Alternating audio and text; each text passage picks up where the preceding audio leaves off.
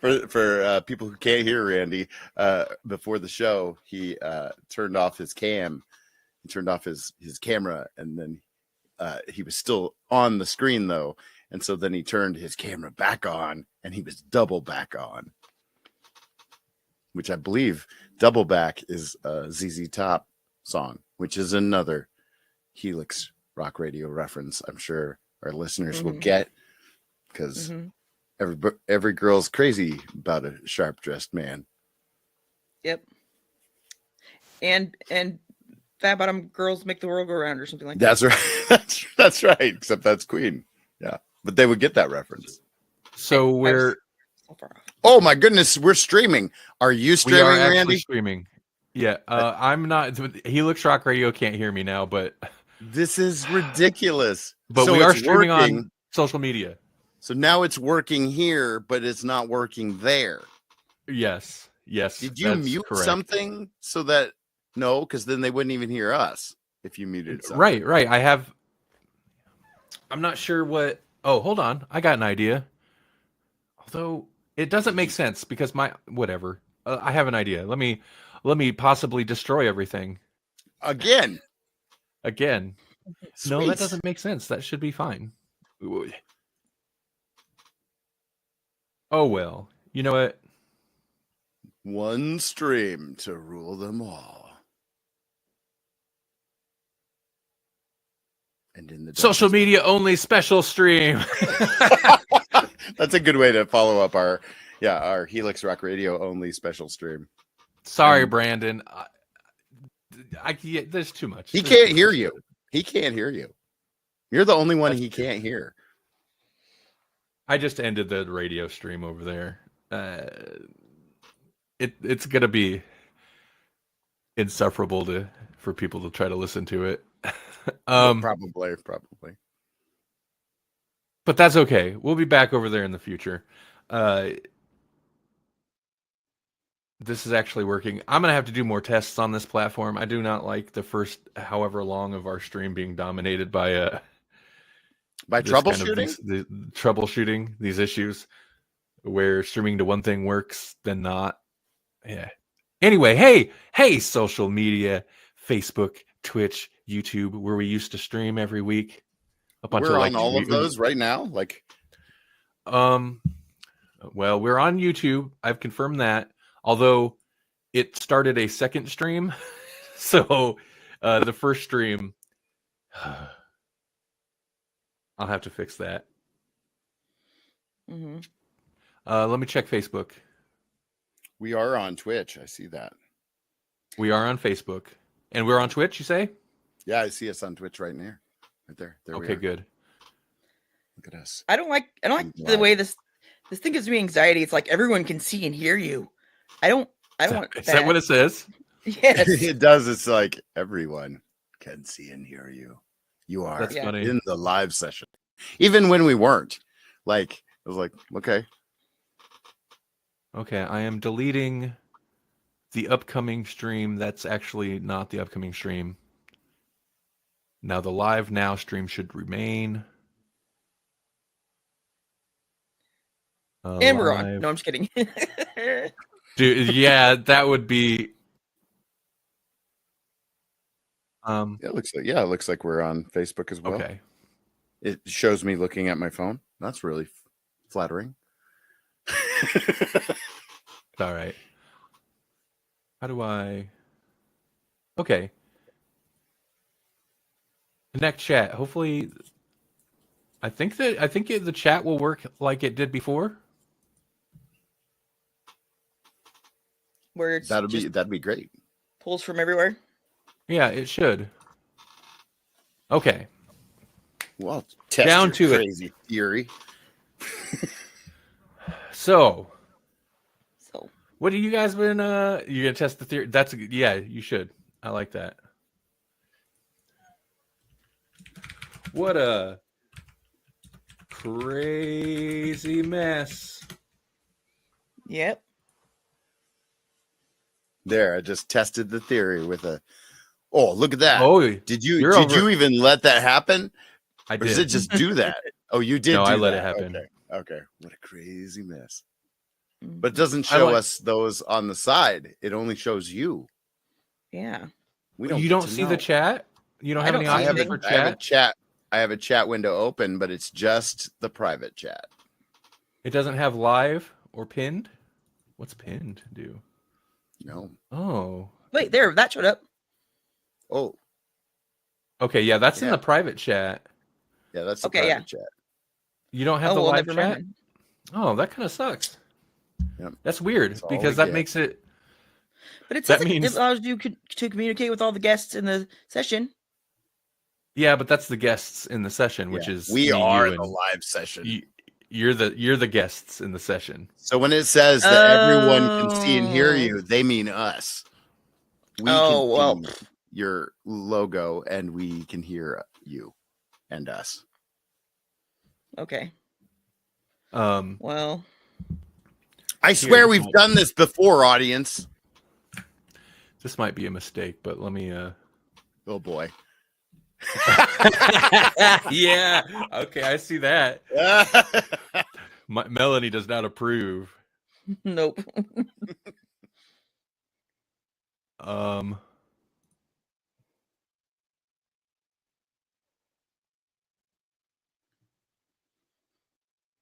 Hmm? Okay. See, this is what I'm talking about over here. If you this is I'm showing for you guys. Yep. You guys just have private, huh? I it doesn't show you this over here, this live or anything. Nope. That sucks. Not a thing. That sucks because I'm arguably the one person who shouldn't be distracted by. I'm too easily distracted. I should not be the only. Oh, I should not be the only one who can see the chat coming in. Oh, Jesse, I'm not hearing Jesse now. Is that just me? No, I did that. That was me. Okay. I muted myself and forgot. Is it showing you mine now? Yeah. Yes. See, Oh, there's that's mine. what you see. Okay. So Right. Yeah, that's Oh, all I got too. interesting. Yeah. okay. I'm Oh, I gonna. wish there I'm was an stop. option. Oh, go Okay, ahead. yeah, that's fine. That's fine. Well, stop making me big. No, that's even bigger. I wish there was an option to enable that for you guys. Mhm. Huh. Well, maybe I'll have to start doing like you on Twitch and put up a little screen cap of just like the chat off on the side. Yeah. And then we can get some AI in here, and they can contribute, and everybody can make fun of them, and they can go crazy.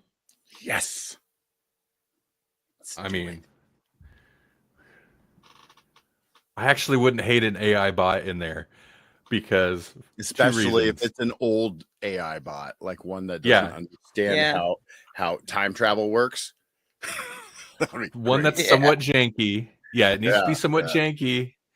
Whatever AI. Well, AI Dungeon though, we lucked out so much in that stream, or in that show ages ago Oh, because yeah. it used to go unhinged and say some pretty on Grawlix worthy things. Oh, right. But right. yeah, that level of janky language model. And also it's the whole idea of like you put out a tip jar and you throw $1 or $2 in there of your own first because Mhm. people see other tips in there, they're more likely to put a tip. You prime the well. Yeah. Have a little chat bot, throws out some stuff once in a while. Get some chat going on from hopefully ideally non-bots. We bought our own streams. That's right. We sure do. Can we make them like Australian? Oh, that'd be great. Whether they use like Australian lingo. Uh-huh. Especially since it's like 2 a.m. tomorrow. Right. Like that's a really dedicated listener right there. That like totally say how not- good and Yeah, right. Yeah. I agree, losing Randy. It just says I agree, Randy, once in a while. regardless who's talking, there's like a 90% chance it's gonna be me anyway. I That's love just- that idea. It's just on a timer. every 5 minutes or so. I agree, Randy. Randy's Yeah. spot on here. That's I think that's a great idea. I think it'll do wonders for your self-esteem too. You're just like, yeah, I am on point tonight. Mm-hmm. Oh, We should man. each get one though. I think like yours should be you're right, Randy, and mine should be like you rock, Melanie, and I don't know, Jesse can have something that he likes, and then randomly have them shoot them out. Yeah. Like a bot cannon. Yeah. Welcome to the Grawlix bot cannon. I don't think those kind of chat bots are anything new or rare, to be honest. Well, I mean, so specific ones that like just sit there to like pump us up. That's different. That's totally on brand though. Like right. That's us using the tools wrong. Like, yeah. I feel like that's what we do. Well, we have like cheer bots. That's right. Most people get bots to like pump up engagement in the chat. We Right. get bots to pump up our engagement. Make us engaged in what's going on. That's right. It reminds the listeners that they can subscribe via Prime or something on Twitch. And we were like, you're doing a great job and you're handsome.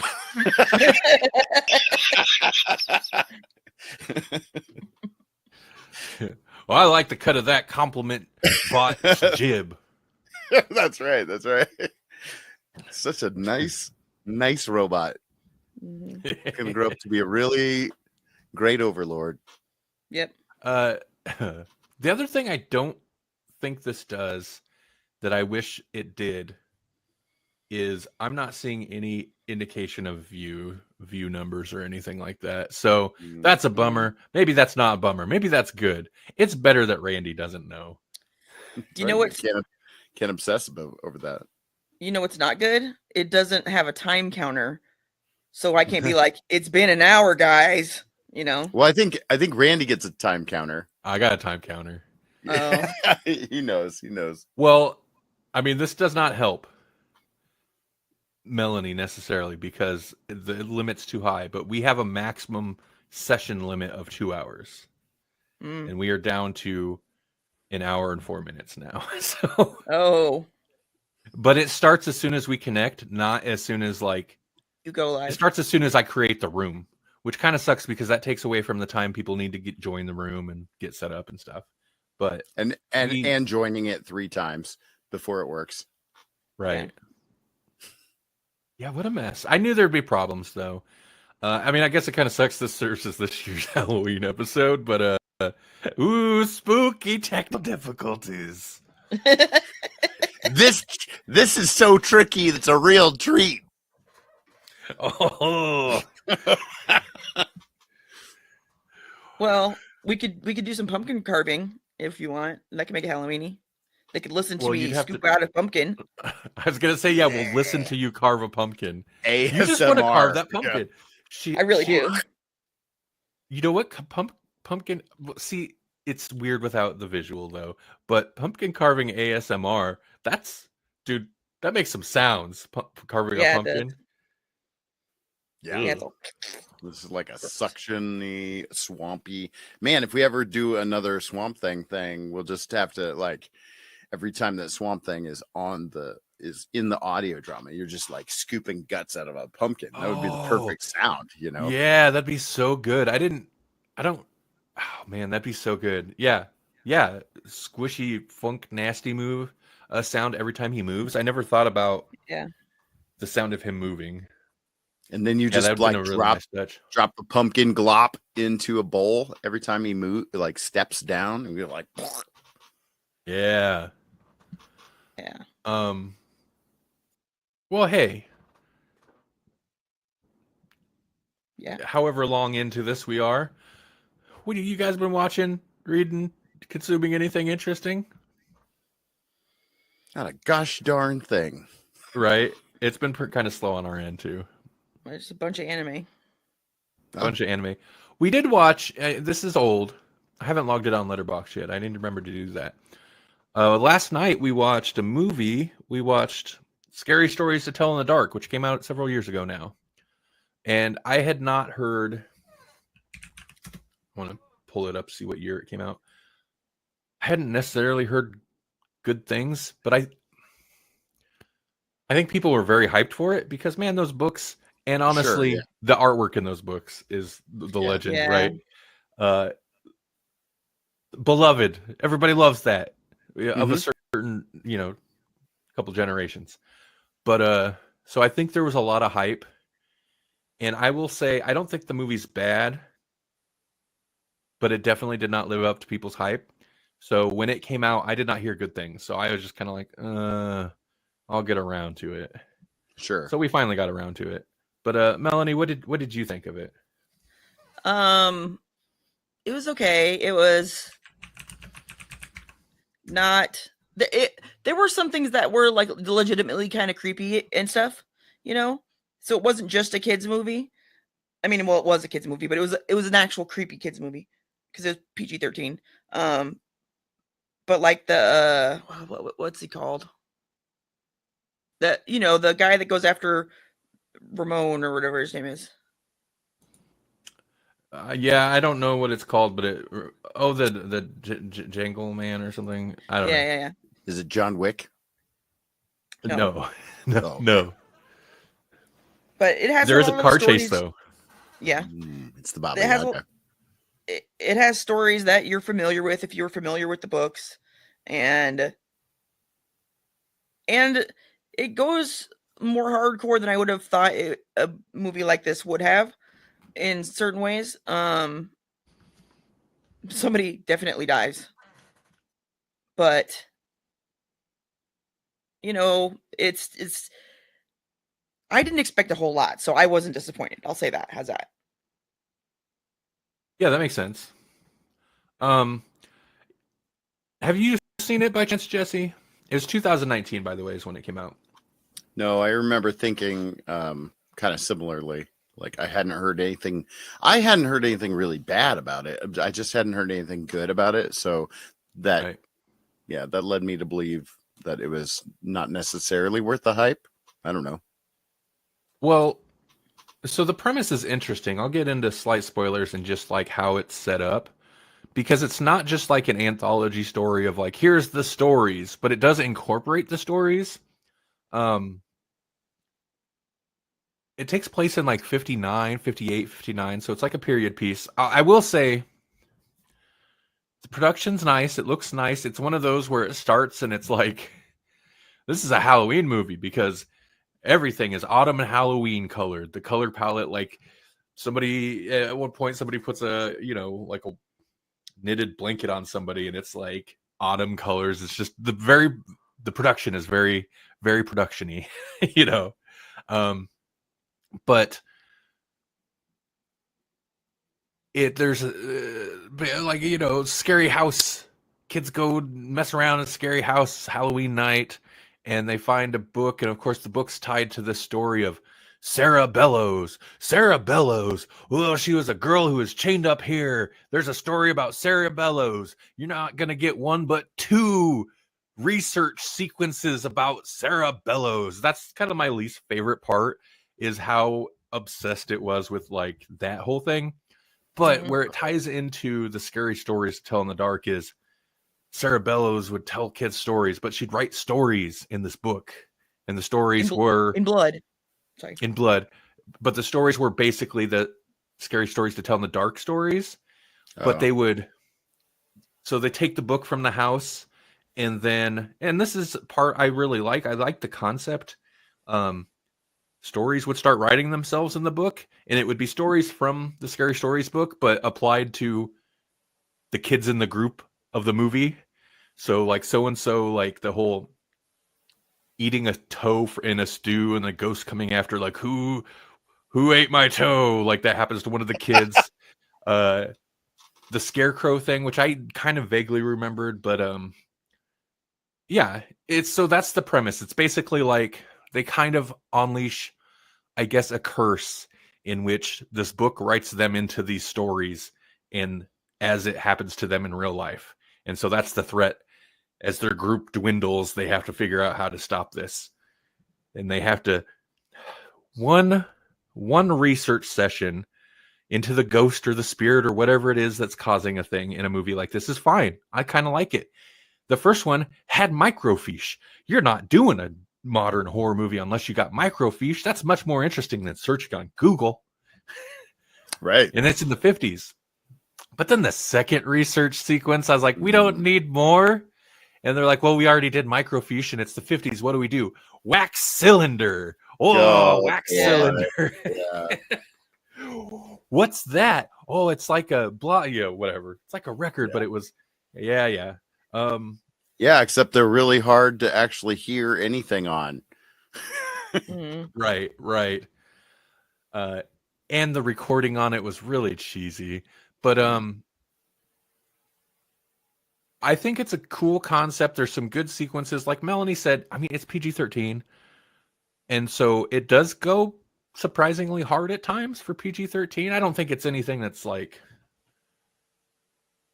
necessarily going to scar a kid, except for maybe the spider stuff. But it's creepy. I think it's just kind of cheesy. It has some cliche moments. Yeah. And it's a little long. They could have condensed or told this whole like Sarah Bellows story better. They could have done that better. Yeah. 108 minutes long. How long is that? I mean, that's probably about average, but felt a little long, I'll say. That's our horror movie we watched. I didn't like the conclusion either. It almost felt like almost setting up for a sequel. And it's like, oh, this is not getting a sequel, and if it ever does, it's not getting a sequel with these characters. So, right. Yeah, there's definitely a way they could have resolved more, but they didn't because it felt. I mean, it doesn't. Yeah, I don't know. It's not leaving it on a cliffhanger, but it definitely seems like they could have resolved more, but decided to leave some things for potential cliffhanger. Yeah. Anyway, I mean, I could see the property getting another movie at some point if it hasn't already gotten some, like, I don't know, direct-to-video stuff or something. But I don't see this specific story continuing. Yeah. We also watched another episode of Dan to Dan, and you should watch that if you like crazy anime. And it's got a lot of ghosties and stuff, so it's good for October. Yep. It's got a cool theme song, except for one part. It's got a super cool theme song until it turns into kind of a typical theme song. It's just fun. Like, one episode was a little bit more like, okay, we need to focus on character and story and stuff. There's only been 4 episodes. It's being released week to week on Netflix. 4 episodes so far. And 3 of the 4, inevitably at some point, it's one of those shows where it's like, when's the big sequence coming? The big high octane, adrenaline, ridiculous action thing. I want to see ghosts flying through the air and zombie things and aliens trying to steal people's bananas. I want to see it go crazy because I don't know. It's a lot of fun. It's one of the shows where at some point, you know, in almost every episode, it just makes me smile as I watch it. How about you, Jesse? Well, really, the only thing that I've consumed was it was Agatha All Along, and so I'm caught almost up to the current episode, but I haven't seen the most current episode. And you know, like anybody that's been reading the comics at all knows kind of what's going on, and they're just waiting for the other shoe to drop. This kid that is with, you know, like the one criticism that I've heard, and I think it might be valid, is that the show is called Agatha All Along, but really it's kind of about Wanda's kid. You know, like it's basically the interesting origin story of Wiccan, because, you know, like Wanda's kids aren't real, right? But they become real. And so that has to happen in a certain way. And it's done well, and it's done pretty true to the comics. So that's nice. But yeah, it just kind of it pivots, and it's like, is this actually about Agatha all along, or is this more about Billy Maximoff all along? So I don't think my Google News echo chamber knows that I enjoyed WandaVision and stuff, or it forgot, or it doesn't know that Agatha's that. So I see no headlines about this. Are people talking about the show? Is it getting much reaction? It's not getting. I'm not saying a ton about it, but like, yeah, there's stories and stuff about it. Okay. So because there really isn't anything else Marvel going on right now. So okay, that's what I was wondering, because it's probably me being out of the loop, but I'm assuming the show's decent. Like, I keep forgetting it exists, so I haven't watched it. We don't have Catherine Disney right now, Hahn is just a delight. So right, yeah. So I assumed it was good. And I haven't heard anything bad. I just haven't heard anything, but I think I somehow fell out of the Marvel Disney sphere loop, but also or whatever, just the sphere. But also Disney and Marvel seems like it's in a weird way right now. it kind of does. It's yeah, not used to them floundering, right. but they Either are kinda feel they. like we're floundering. Yeah, they aren't either. Yeah, but like, They're what's just like coming up? Is there anything Get- anybody is excited about in the Marvel or Disney universe? give Robert Downey Jr. $100 million. We gotta go do something. We got to do something. Yeah, because what's the next big cartoon? I don't know. Sure, there's something, but is anybody excited about it? What's the next big Marvel movie? Is Blade still happening? That seemed like there is news about that. They actually are shelving it now. Oh, really? I don't know if it's totally shelved, but it's like, yeah, it's definitely not coming out. It's not on the slate anymore. They're like, he got to be in a movie. That's all I needed. Right. Man, there was a lot of hype for that for a time, and then they was doing the director shuffle. Yeah. No, I don't know how recent that was, but I mean, like, it was the big sort of news item of that day. I kept seeing on socials. According to Marvel.com. Okay, let's see. This has got a whole list. Nothing till next year with Captain America: Brave New World. Okay, I did see an advertisement for that. That looks like something. And then Thunderbolts. Oh, I did see an advertisement for Thunderbolts. That intrigues me because that's acting, sucker. Right.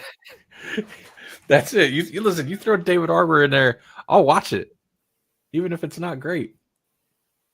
They have Fantastic Four: First Steps.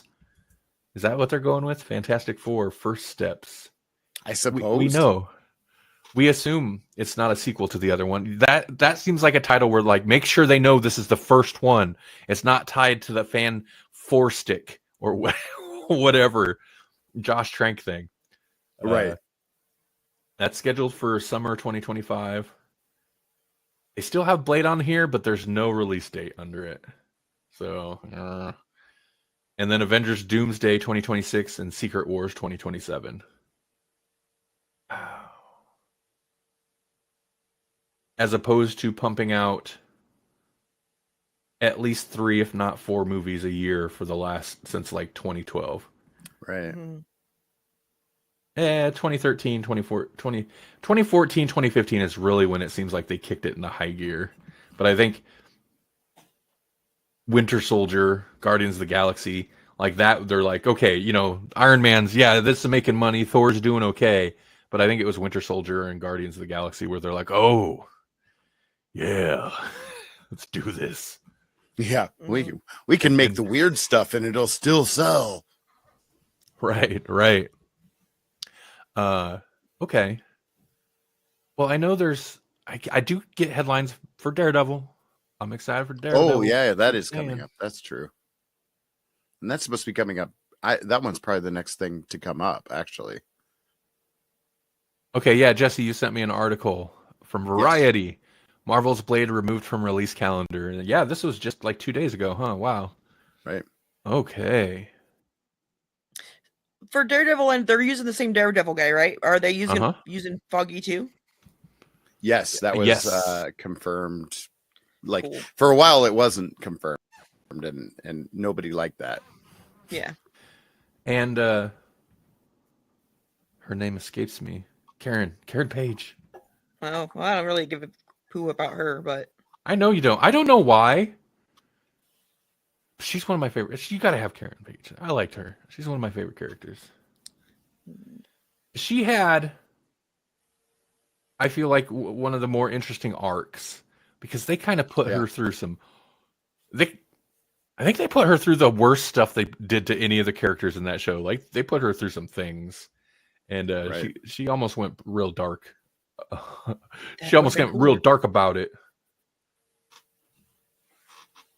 When her and the Punisher kind of vibe, that's how scary it is. right, and that kind of made it and that worked. It made sense for that reason because, like, oh yeah, she's got the darkness. Oh, you gotta watch those redheads. Then is she even a redhead? No, he's supposed to be a redhead. Yeah, she's a blonde, I think. Yeah. Right.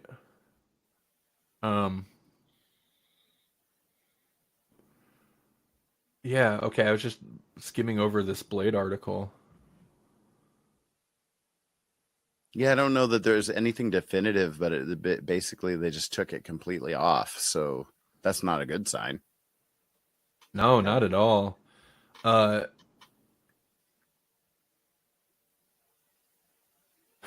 article ends with quoting Wesley Snipes' Blade from Deadpool and Wolverine. Oh yeah, there's only been one Blade. There will only ever be one Blade. I was gonna say. I mean, like that's where your brain immediately goes, right? Like, it's right. Like, he wasn't wrong. Yeah, that's dude. So far, he's not wrong. That's the last line of the article. Yeah, and I know this is how most Hollywood movies screenplays go, but like regular Marvel scribe Eric Pearson has taken on screenwriting duties following passes by Michael Green, Stacey Osiveba, Uncle Papa, blah blah blah blah blah blah blah blah. And it's like, dude, it's just like a series of people writing this one, and I kind of get that, but at a certain point, it's no wonder so many of these movies seem like kind of disjointed. Not Marvel movies specifically, but just like these movies where there's so many writers attached to it. At some point, they kind of become a mess. Right. But yeah, I mean, that's big blockbuster movie by committee. That's big Hollywood. It really is. I mean, even I think movies I probably wouldn't expect do the same thing. A script will get done and they'll send it to like, hey, Kevin Smith, punch this up. Hey, this other guy, punch it up. Do a pass. But yeah, it just seems weird to me because, like, can a person, a writer, not just write like a good script? I feel like they could. It's weird to send it through so many passes. They just need to give everything to Flanagan. Yeah. Dude, he made a great movie out of the Ouija franchise. He can do anything. Yeah. That Ouija prequel was really good, but the original Ouija movie was trash. It was so good. Hided. It was the sequel was so good it made the first one better. Right. It filled in some of the blanks. Yeah. Yeah. Yep. Anyway, he could do a sequel to The Shining, and everybody's like, "Oh yeah, yeah." And everybody's good like, job, man. Yeah, sure, yeah. And you would think like, no way, no one's gonna touch that. And he made a sequel to that Shining too, not like the one that Stephen King wanted, and still tanked. It is kind of amazing. That still kind of baffles my mind that he could make a sequel based on the book that Stephen King wrote that's a sequel to The Shining, but also a direct sequel to the very different than the book's Stanley Kubrick movie that King has famously not been a fan of. Right. Yeah. And King loved the sequel. Right. Yeah. Yeah, anyway. Yeah. But he's gone kid friendly, so poo on him now. They all do. Guillermo del Yeah. Toro, right? He did what, Troll Hunters or something. So I'm sure he's a hack now.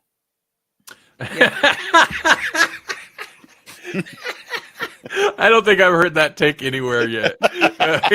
Guillermo del Toro, he's a hack now. He's a hack. Guillermo del Toro is an interesting example because his movies are not necessarily kid friendly, but they all feel like there's an air of fairy tale or kid. Well, that's the thing. They're like old lore. German fairy tales, you know, like they're Right. from the old world, man, when fairy tales were dangerous. Mm-hmm. I'm conflicted on him because I like him. I think he's good. I like his style. I like most of the movies I've seen of his, but he loves a slow gothic horror, and I don't mind a slow burn, but sometimes some of his movies can be a little dull. Like, where's that Blade 2, Guillermo del Toro? That had some crazy action. Where's that Hellboy, Guillermo del Toro? He's doing Frankenstein next, and I know that's something he's always wanted to do. So I'm curious to see how that turns out. Mm-hmm. I mean, if you like doing gothic horror, do remake some gothic horror. Speaking of, is it Robert Eggers? Is that the director? Who did The Witch and The Lighthouse? Yeah, The Lighthouse. Oh, He's doing the new Nosferatu movie. I'm excited for that. I hope it's super weird because that guy does weird and creepy very well. Mm-hmm. He's got Defoe on it, doesn't he? Defoe is in it. Oh. Unfortunately, Defoe is not the vampire. He's not the shadow of the vampire. But he's already. I wonder if he's just like, I've already done that role. Right. But he's like, it's not Van Helsing in that, right? Because Nosferatu, the whole thing was like Dracula, but in a legally non-distinct, copyright not infringing way. So their Van Helsing is not Van Helsing, but he's basically Van Helsing. Right. I mean, now I don't think it matters. I think the work has since fallen into public domain ages ago. But when they made the original Nosferatu, they got sued. They got sued hard. Oh, yeah. They tried to get the rights and couldn't. And there's like, it's Count Orloff. And then just did the same story, essentially. All right. So, yeah, I don't know.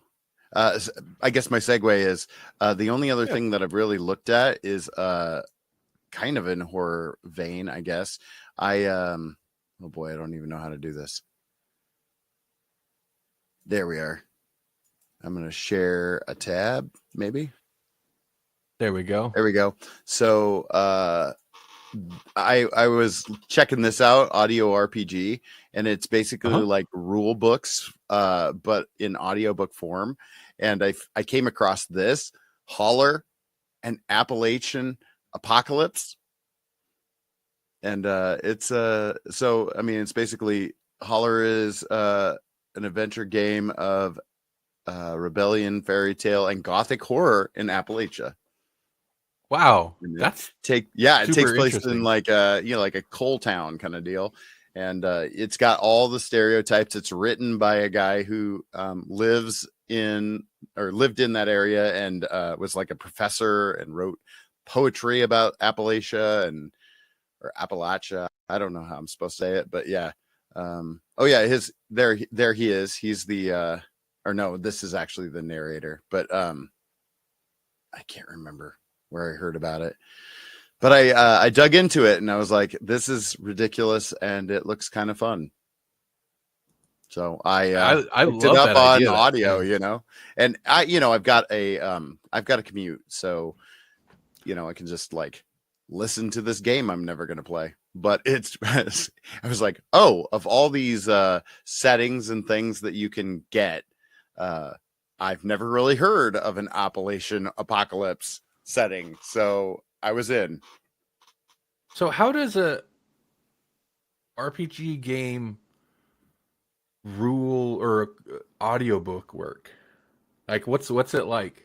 Well, I feel like this is probably one of the first of its kind. I mean, just going to this RPG, like this audio RPG. I have actually picked up their, so they have a couple of them, right? A lot of them happen to be attached to the Savage Worlds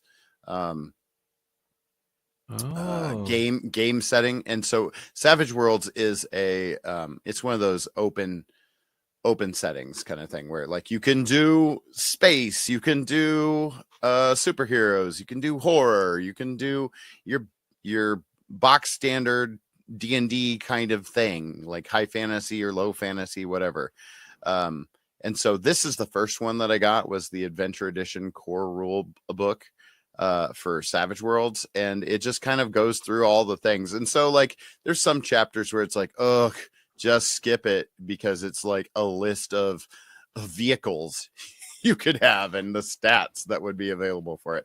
But then there's other tabs or other chapters where it's like digging into the setting and telling you about, well, this is how the coal town works, and these are the big bosses of the coal town, and they come from the city and no one's ever made it back from the city.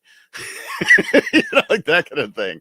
Interesting. The like stat heavy stuff doesn't make sense to me for audio, but describing the setting and like lore and stuff, okay, I totally get that.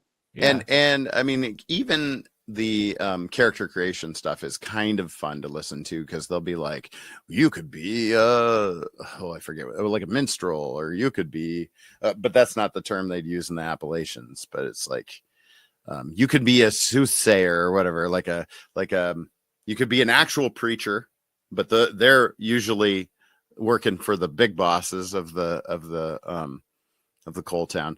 Or you could be like a truth sayer or something, like, you know, like just a holy man kind of deal. Or you could be, I don't know, they had a whole bunch of different character types that I'd never really thought about before, because they wouldn't work in, you know, like normal settings. Even in a normal modern setting, you wouldn't think to be this type of character. But in an Appalachian setting, you're kind of hillbilly light or whatever, you know, it's it starts to make a little bit more sense. And it's like, oh, that could be a fun character to try to play. So they got like Uncle Brothers. A little bit, yeah. And they got a few characters that are just like, their job is just to start trouble. It's like they're known for their trouble around here. That guy that barks at everybody. Yeah. Oh, moonshiners. Yeah, like that's a whole class, and it's a whole like character setting, because it's like, oh yeah, that's illegal, and they only want you to buy it from the people who own the coal town kind of deal. And so there's shiners out there, and their shine is so good that it almost has supernatural like abilities. You could be like a snake oil salesman kind of guy, like an apothecary. Cool. Pretty fun. So yeah, that's the only other thing I've really been doing is, you know, like I've been into games lately, but I don't actually have time to read rule books. So the fact that these audio rule books started to be an option, I was like, oh, I'll take a look at this holler, because it's on audio RPG. Cool. Well, this wouldn't happen, but because I know how much time it takes to DM a thing. But I was gonna say, so Grawlix becomes real play RPG show. real play Appalachian RPG. Yeah. It actually, it made me think of, like, because I had heard, what is it, the Old Gods of Appalachia or something is a podcast, and it's very like H.P. Lovecraftian, but it's set in Appalachia. So it made me think of that. And I know they have a new game coming out, but I saw this one, and this one was affordable, and it was written by somebody from the area, and it was like, oh, you know what, this is kind of cool.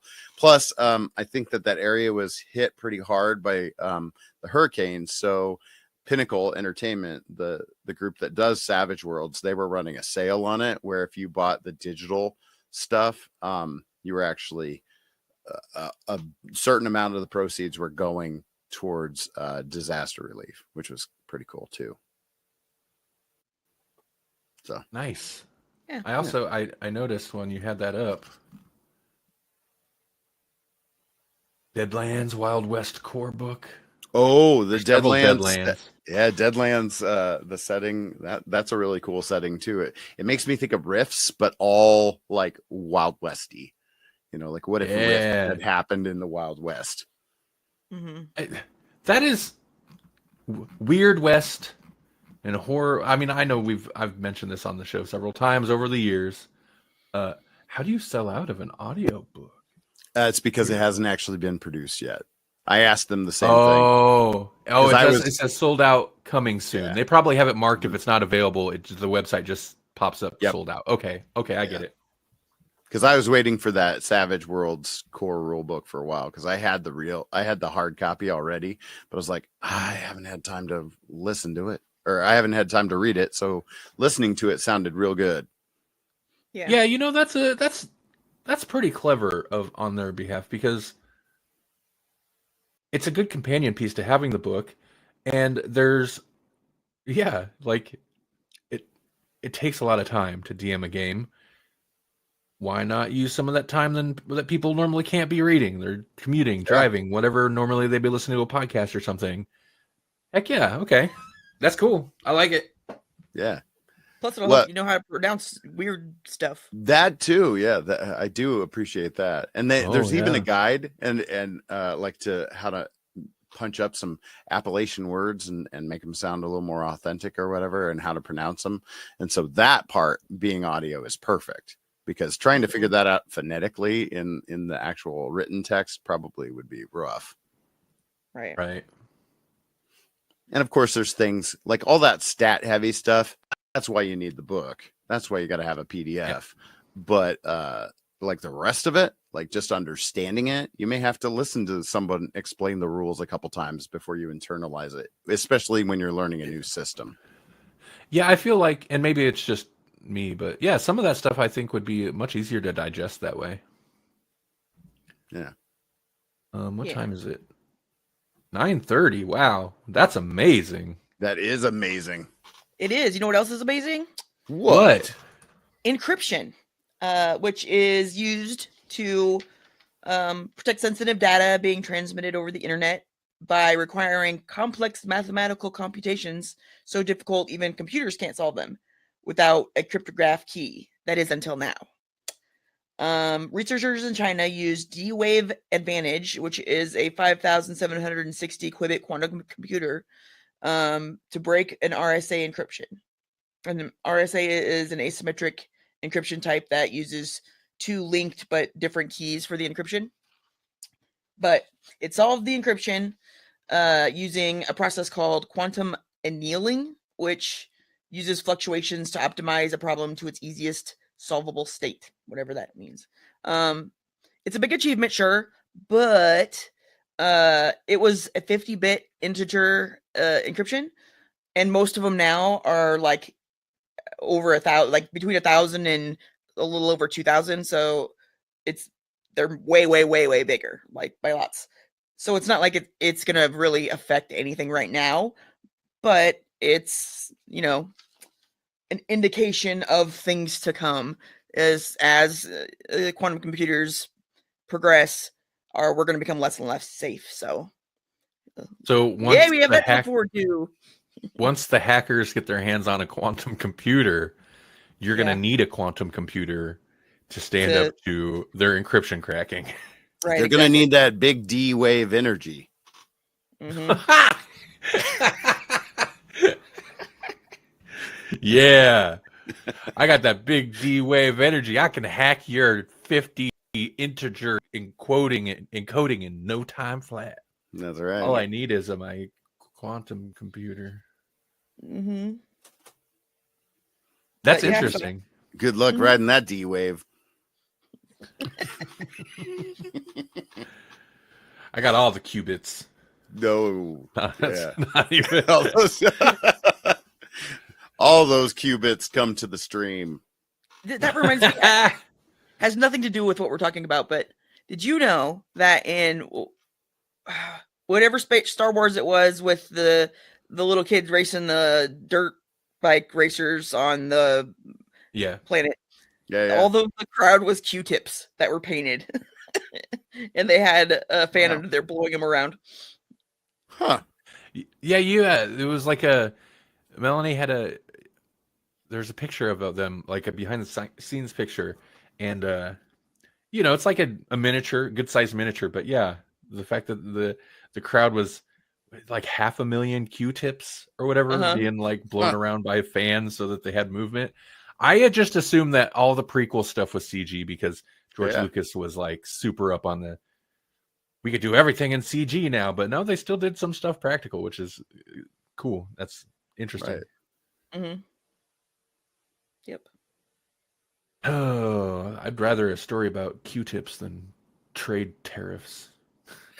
Oh, I still won't forget. The opening crawl is just like, whatever. I'm not going to trash it again.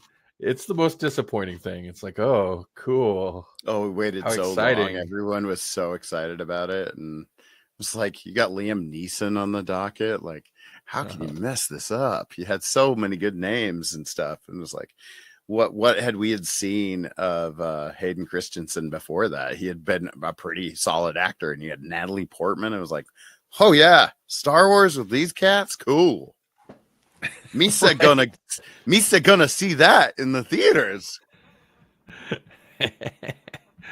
Oh, it's so interesting because like those movies were so hated, but we're to the point now where even Space Jam's a revered classic, and it's like That's because you were 3 when it came out. Yeah, somebody had to be a idiot. kid. Somebody had to be a kid at that time, and it's like, yep, yeah. Well, when I go back to some of the stuff I watched as a kid, I realize it's bad. No, it's all good. Everything I liked is still good. Classics holds up for adults. Listen, the idea of Thundercats is solid, but you go try to watch those. Oh no, those 80s cartoons, dude. All those 80s cartoons are trash. Like the characters might be cool, but like the execution, they were just pumped out cheap to sell toys, and it's so painfully obvious now. They're all trash.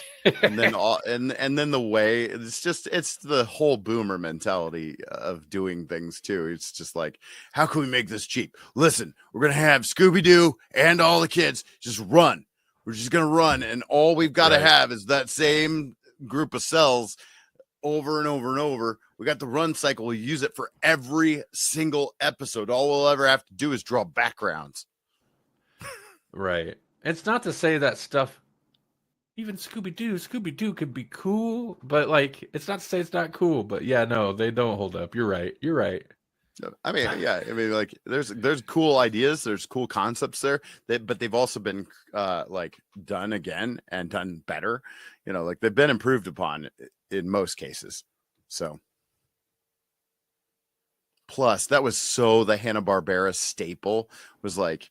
Yeah. I mean, even Scooby-Doo was just like perfecting a thing they'd been doing for the last decade, because they had they had the Ghostbusters cartoon long before that, which was basically Scooby-Doo, but with a gorilla. And then, yep. I mean, like the mystery idea was done to death. I think Josie and the Pussycats was somehow a mystery show. Like everything was a mystery show. Right. Yep. It's the same thing over and over. Yeah. It is interesting because then you look at, I guess it's the move to TV maybe as part of it. And then like just make cheaper, pump it out cheaper.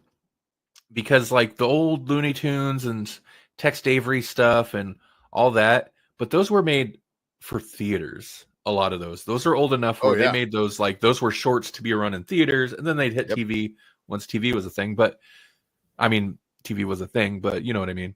Oh yeah.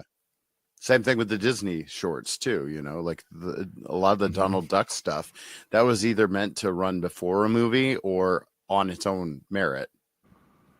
So those had bigger budgets, I'm guessing, more of a budget. Not, we're not pumping out 33 episodes a season or something, whatever it was for a lot of older shows on the cheap. But yeah. I wish they would pump out 33 episodes of stuff anymore. It's at least the 60s and 70s. I'm thinking like Johnny Quest, the 70s stuff. Sure, they're selling toys and stuff, but the 80s, it's so blatant. It's so blatantly just a commercial most of the time with a lot of those shows. Oh, God. I mean, I guess that's kind of true now. It's just make it entertaining thing that you can also merchandise. You don't have to whatever. Yeah. Hey, anything? Are you looking up a thing, Jesse? Well, I was just thinking because Melanie said the thing and it's yeah, it'd be really great if we got more than 7 stories, 8 episodes in a season. Right. Doctor Who. Dude, oh man, no kidding. Listen, Doctor Who doesn't need big budgets, all right? In fact, I kind of feel like RTD, right? Yeah. Could use a little restriction on his budgets. Maybe. He puts the money in weird places sometimes. Man, all the episodes he used to make all these episodes, and now he makes 7. Mm-hmm. Or 8. Yeah, I could do with slightly lower budget Doctor Who if it meant more good episodes.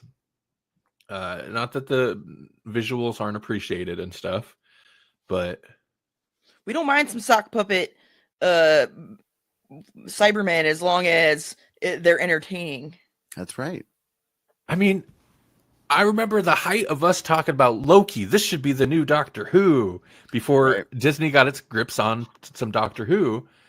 But it was specifically the episode where they're roaming around a planet that clearly looks like a rock quarry because that looked like old Doctor Who. You go to a rock quarry, you're on another planet, and you got a monster. That's all you got. That's all you needed. Whatever. And it's not That's like what we had, and we liked it. I mean, they did that this season, but they didn't go to no rock quarry. They went to the volume with the LCD screens and stuff. Right. Cool. We praised some of the effects this season for sure. Oh, yeah. But the best one was the one where the Doctor wasn't even there, and she was just roaming around Earth. Well, and thinking about that one, even that one comes to mind. I'm like, that's still got really nice production. They obviously went out on location, but that's a location they can easily go to at any time. That's their part of the world. Right. But yeah, I don't know. Man, RTD. I know it's Doctor Who and the canon's a mess, but just don't totally throw canon and logic out of the window. It cheapens it so much. He's like, someone already did, so I can do whatever I want now. It kind of does feel that way. He's like, oh man, Chibnall screwed it up so bad that I could just do whatever I want. If it survived the timeless child, I'll do whatever. Dobby Doctor's coming back. I'm just going to make other Doctors canon that I never would have touched in a million years when I was doing the Ninth Doctor. I don't even like that other Ninth Doctor, but he's canon now. Yeah. Scream of the Chalka. Let's go. Weird. Let's get more Doctor centered stories. That's the one thing. I really like this Doctor, but I feel like we just didn't get enough time to focus on his personality. What's his art gonna be? Because he seems a little volatile and overly friendly. And I like almost. that, but we've got to understand it. Yeah. Well, we accidentally slipped into what? Nothing. Go ahead. I was about to say, well, we accidentally just slipped into talking about Doctor Who. We better end the stream now because We Melanie's gonna better, fix that. otherwise it's gonna be another 20 minutes. That's right. All right. Yeah, and I've kept Jesse on here a lot longer than we needed to. My bad. We had some troubleshooting at the beginning. Hopefully this will work better next week. I'll have to do some tests. Hey, if you like heavy metal, that's a segue. Friday, tomorrow night, every Friday, in fact, go to Helix Rock Radio at rockradio.live at 8 p.m. Central, 9 p.m. Eastern, and you can hear me be a radio DJ man. That's a real DJ guy. Real life kind of like DJ guy, playing some extreme metal, some death metal, some thrash, some speed metal. I'll play it. Still doing the Halloween themes. Halloween theme all month. Actually, tomorrow will be the last Halloween. Zombies and witches. What do you got up your sleeve this week? I'm to the mixed bag territory. I did all zombies, all witches. The witch show is still so good. And then last week was I started doing mix. Like there was a vampire block, there was another witch block, but otherwise just like horror and Halloween theme songs. This week will be interesting because I'm going to branch into not just heavy metal, since I'm going to hit some actual like horror movie scores and just a little bit like that.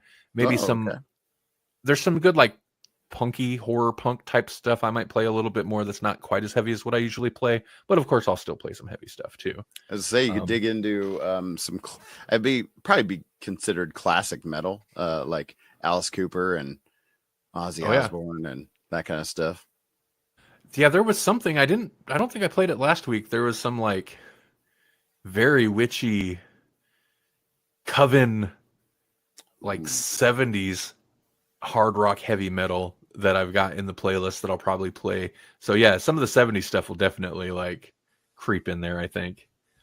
Cuz that's really when Black Sabbath that's when they really started like horror themed hard rock. Oh, if you really want something that'll scare you, go check out Ozzy Osbourne's induction into the Rock and Roll Hall of Fame this year. It's on Disney Plus, folks. Is it? What? It is? Yeah, it is. Yep. I mean, it was a real nice induction, but then they then they have a band come out to do tribute, and they just tried to pack in as many people as they possibly could into Ozzy's thing. And I feel like they just gave them the weirdest assignments. They were like, all right, Maynard Keenan from Tool, we're going to have you start it with Crazy Train.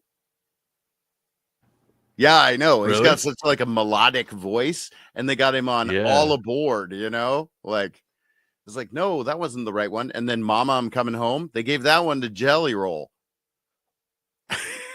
Weird. Like, you should have gave that one to Maynard. What are you doing? Mm-hmm. Yeah. Dude, are there like jackals outside? What the heck is goes like hyenas and stuff? Yeah, you're hearing that too? That's crazy. Well, I know you can't hear cut the people, feed right but here. You should have just cut the feed. It was just like, that's the last thing we heard from Grawlix until after Halloween. Like, next week's just gonna be a rerun, and we're like, what happened to them? I was like, are you hearing that? Is it jackals? Done. Man, that would have been perfect. I wish that was a bit. Yeah, unfortunately, it's our reality. Yeah. No, you guys actually have some jackals. I'm sorry. that was.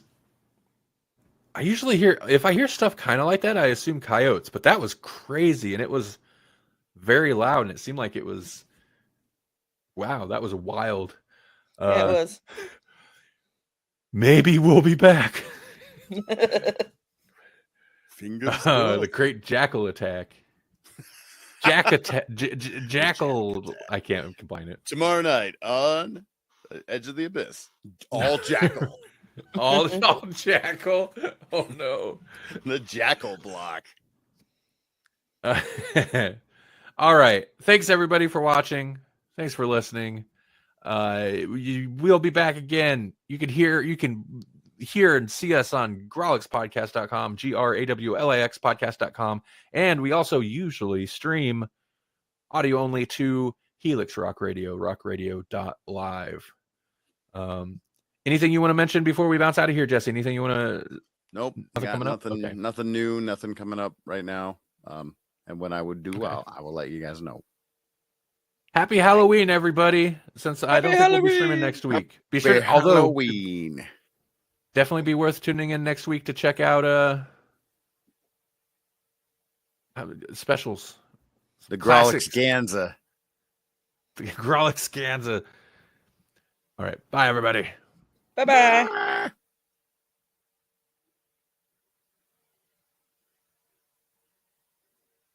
All right.